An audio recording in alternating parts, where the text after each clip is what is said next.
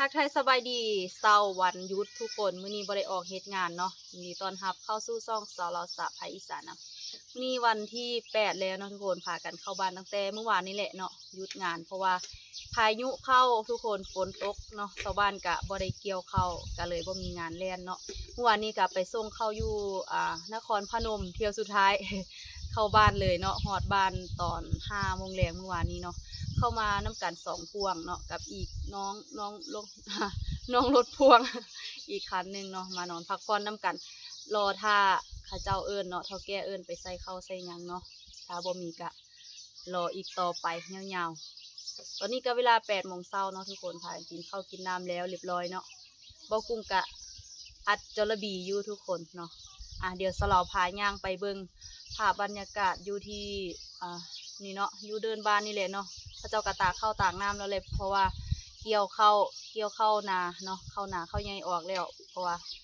พระเจ้าเกี่ยวมากะฝนตกทุกคนมาตากใส่ฝนเบิดคืนเลยนี่ฝนกะย่อยเบิดคืนเลยเนาะตากเสยแต่ว่าจักสิมีแดดให้แห้งบ่เนาะไปเดี๋ยวสิพาไปเบิ่งน้ำกันเราอัดเบิดทุกหูทุกรูคุมขน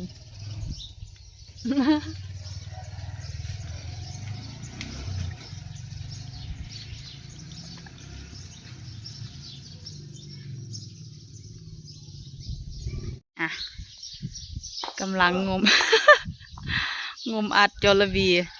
เอาไปเข้าศูนย์ให้เข้าเจ้าอัดให้เข้าเจ้ากับบ่อัดก็ว่าแต่อัดแล้วกับบ่อัดจักเทือแมนศูนย์เข้าเจ้าตัว ก็เลยมาอัดเอาเองลงมือปฏิบัติ เนาะเข้าบ้านมื้อนี้กับฟ้าครึ้มคือเก่าทุกคน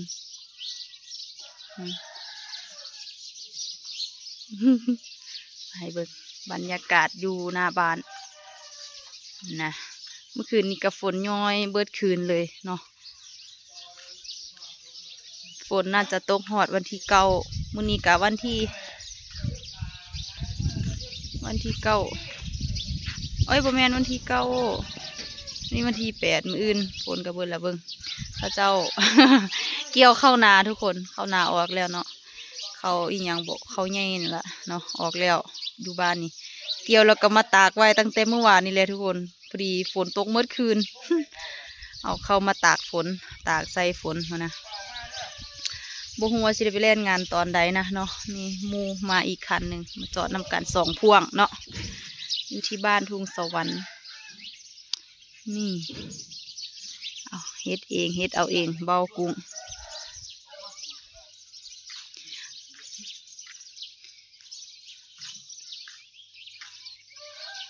เดี๋ยวมื้อเที่ยงสิพากันเฮ็ดหยังกินว่าสิพากันไปหาปลาอยู่ตกปลาอยู่หนองหั่นล่ะอยู่สระน้อยอยู่นาเดี๋ยวสลอค่อยไปเก็บภาพบรรยากาศอยู่พุ่นตอนเที่ยงให้เบิ่งอีกเทื่อนึงเนาะตอนนี้เบากุ้งก็กำลังงมสาวๆอยู่นี่ล่ะ เฮ็ดเองคนเดียวอัดเอาเองโลดศูนย์บ่อัดให้เฮาก็อัดเองเอางมเฮ็ด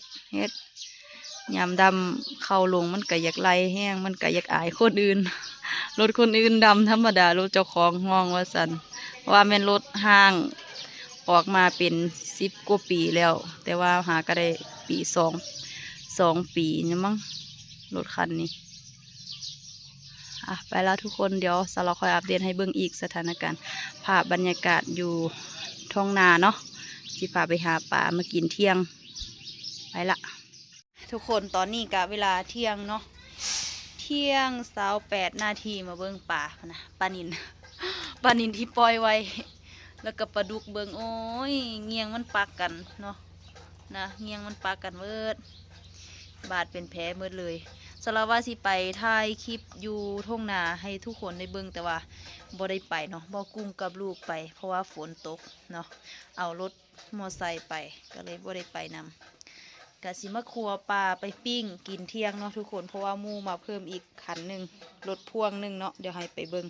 เดี๋ยวพาไปเบิ่งนี่ทุกคน รถคันนี้หากลับมาฮอดตอน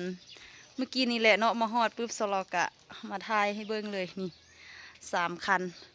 โอ้ยรอท่างานพายุยามใดสิออกเนาะมื้อนี้ก็วันที่8แล้วได้เบิ่งข่าวฟังข่าวว่าวันที่9พายุก็สิออกแล้วพากันยกดำโกโดเกเดอยู่นี่ล่ะ ท่าการท่างานเนาะรอท่าเพราะว่าฝนตกพายุเข้าผู้ใดก็เกี่ยวเข้าวเกี่ยวน้ำบ่ได้เนาะเอาไปให้เบิ่งภาพบรรยากาศแล้วก็สิเฝ้าไปเฮ็ดแนวกินสู้หมู่เนาะหมู่ทีมงานรถพ่วงกิน แต่ว่าก็เป็นรุ่นน้องของเบากุ้งนั่นแหละเนาะแต่ว่าก็เป็นทีมงานรถพ่วงไปเฝ้าไปเฮ็ดแนวกินเริ่มผู้บ่สะออก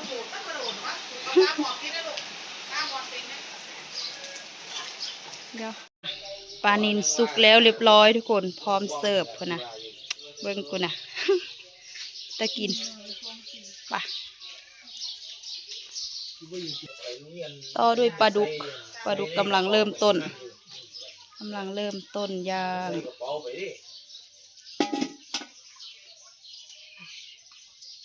ตอนนี้ก็กำลังลงมือกินข้าวเที่ยงเนาะทุกคนนะได้ตำบักฮุ่งปิ้งปลาแต่ว่าปลาดุกบ่ทันสุกดอกกินสามัคคีกัน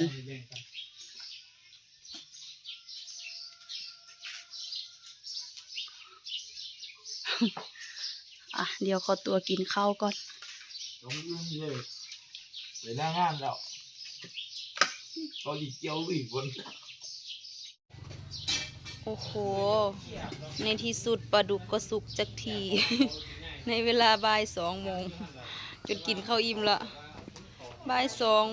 2เม่นบอกบ่าย2 นาทีคนตื่นเช้ามาก็พากันยับรถ เพราะว่าเขาเจ้าเอาแยงมาปูจะพากันตากข้าวเนาะพายุออกแล้วเนาะมื้อนี้ก็วันที่9เนาะทุกคนวันที่9วันอาทิตย์วันที่9พากันยับรถบ่แน่ใจว่าสิมีงานเฮ็ดบ่นะสำหรับว่าจะถ่ายให้เบิ่งภาพบรรยากาศเมื่อวานตอนกินข้าวกับบ่ได้ถ่ายเพราะว่าหลายอย่างเนาะเฮ็ดนั่นเฮ็ดนี่ก็เลยบ่ได้ถ่ายให้เบิ่งเนาะถ่ายมื้อนี้ล่ะมื้อนี้สลอก็ลุกมาเฮ็ดแนวกินแล้วตอนนี้เวลา2:44 นาทีเนาะให้เบิ่งแดดออกแล้วเด้อทุกคนพายุออกแล้วเนาะนะ3 พวงเขาเจ้าก็จะตากอยู่เดินนี่แหละคุณทงแยงเพื่อนเอาแยงมาปูรถต้องว่า3 พวงเพื่อนโอเคป่ะเดี๋ยวพาไปเบิ้งแนวกินเพราะว่าเราเฮ็ดแนวกินแล้วเนาะแกงไก่ใส่หมักฟักแล้วก็นึ่งปลาเนาะอ่ะมาเบิ้งแนวกินพุ่นนะแกงแล้วเป็นที่เรียบร้อยเนาะหอมหุ่นหินมาเบิ้งปลาบะนี่ปลาก็เป็นปลาตะเพียนเนาะปลาตะเพียนกับปลานิล2 โต เนาะสิเฮ็ดแนวกินเช้านี้มีซ้ำนี่แหละบ่แน่ใจว่าจะพากันกินได้บ่เพราะว่ามื้อวานนี้พากันกินเหล้าหั่นแหละเนาะเบิด3 กลมพุ่นนะกลมลิตรกลมหนึ่งแล้วก็โอ้4 กลมพุ่นกลมธรรมดา3 กลมเนาะแน่ใจว่ามื้อแรงสิได้ออกเฮ็ดงานบ่เดี๋ยวรอท่าเฒ่าแก่โทรมาเพราะว่าพายุออกแล้วก็น่าจะได้ออกไปแล้วแหละเนาะไปหากินข้าวกันอ่ะเดี๋ยวสลอขอตัวลาทุกคนไปก่อนเด้อฝากกดไลค์กดแชร์กดติดตามแล้วก็ฝากติดตามอีกช่องทางหนึ่งเพจ Facebook เนาะชื่อว่าสาวลาวสะพ้ายอีสานอีกช่องหนึ่งชื่อว่าสาวลาวโขนมักมวนเด้อฝากกดไลค์กดแชร์ฝากกดติดตามให้นำเนาะไปละทุกคนเอาไว้พบเจอกันในคลิปหน้าสบายดี